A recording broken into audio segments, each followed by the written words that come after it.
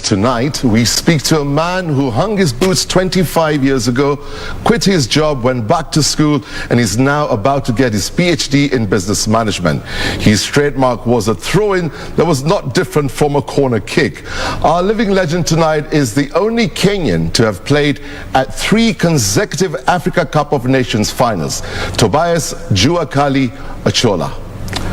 Welcome, Tobias. It's an extreme pleasure to have you here with us tonight.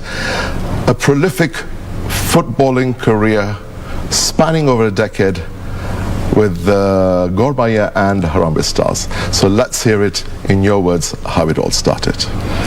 Thank you, Fayaz, for having me here in the studio today.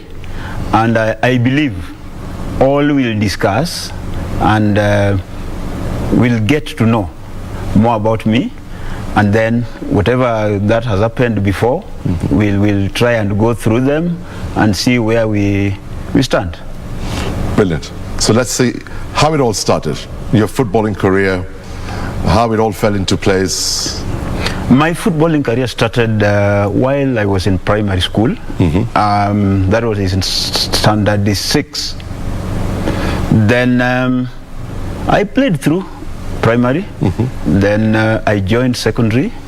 That was 1979. Okay. I played from the onset. When I joined Form 1, I was in the school team until I finished my O-levels in 1982.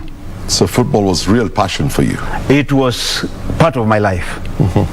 Yes, because away from class, I was really enjoying myself outside on the pitches. Fantastic. So thereafter, the progression to how it all happened for Gor Mahia, or before that you were with a club called Kisumu Hot Stars, right? Kisumu Hot Stars. Yes. So my secondary school was at Wangapala Secondary School, that is currently Homa Bay County. Then I joined Hot Stars when I was just about to leave. That was 1981. Okay. I started by playing for Kisumu. There was a team in Kisumu. It was a young team. Then I graduated into Hot Stars because that was the biggest team in Kisumu then. Okay. That was 1982. And Hot Stars was the nursery for Gor Mahia. So the good players in deeper part of Nyanza were must play for Hot Stars for you to move to Gor Mahia. Oh, so that was a stepping stone. It was a stepping stone to Gor Mahia. There were 2 teams. There was Black Stars. When you were playing for Black Stars, that was a nursery school for Reunion, if you can remember Reunion team. That happens also to Leopards. You go to Kakamega, there was MOW. In MOW, it was both Gor Mahia and Leopards. I see. So that's how the 2 teams were getting good players from the other side of the country, Nyanza and Western. Right. Yes. When you joined Gor Mahia, an incident took place. You were warming the bench, obviously early days. Yes. And after that incident, it just happened for you, and no more warming of the bench. You know, when you are in a place, you need to have a focus. So my focus was to play, not to warm the bench. Right. And the people I found in Gor Mahia, those positions were filled up. Because see, if I can name the players who are playing in that defense, you can't imagine. Because fullback 2 was George Solomon Otieno, fullback 3 was Peter Basanga, 4 was Austin Oduor, the captain. Wow. Then there was Isaiah Omondi. Then there was Jeff Midau. Bobby was still there. These are all big names. So those were big names in the national team. There was no space. No space to enter. So that's why we were to start by warming up the bench and looking at opportunities that will arise. And it happened that one day when we were playing against a combined army team from Egypt, they were on transit to Zimbabwe. Then our coach then was the late Len Julians. Right. So he gave instructions, but unfortunately George Solo did not pick all. So he was told to not to go to the left, He went to the left and the ball was taken, then there was a mess. Then he was called to come and warm the bench. Then I be seen. So when I went in, God forbid, that was the last time Solo saw the number until I retired. Until you retired? Yes. So I could go to fullback 3, fullback 2, but whenever I was fit, which you were there to stay.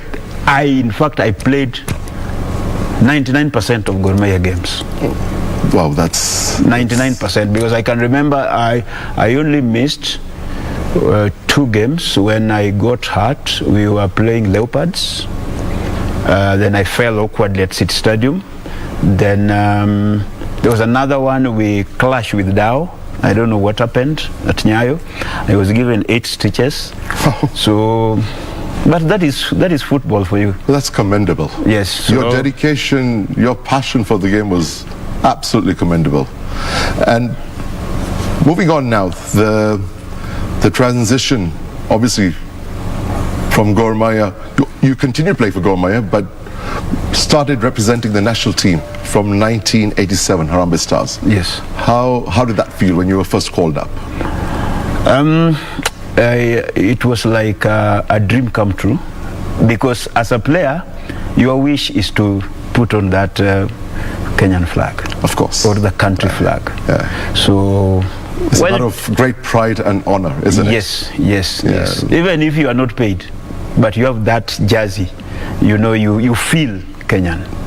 So those were the motivating that patriotism, factors. that passion for the country, dedication. Yes. So must have been amazing. Yeah? So it was amazing, and it was competition for you to be called to the national team.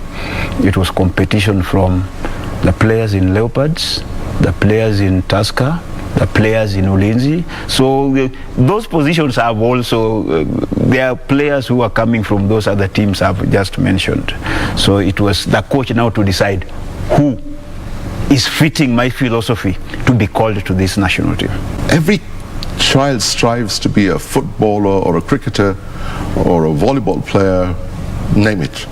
How important is it to stay focused with your education in terms of your studies?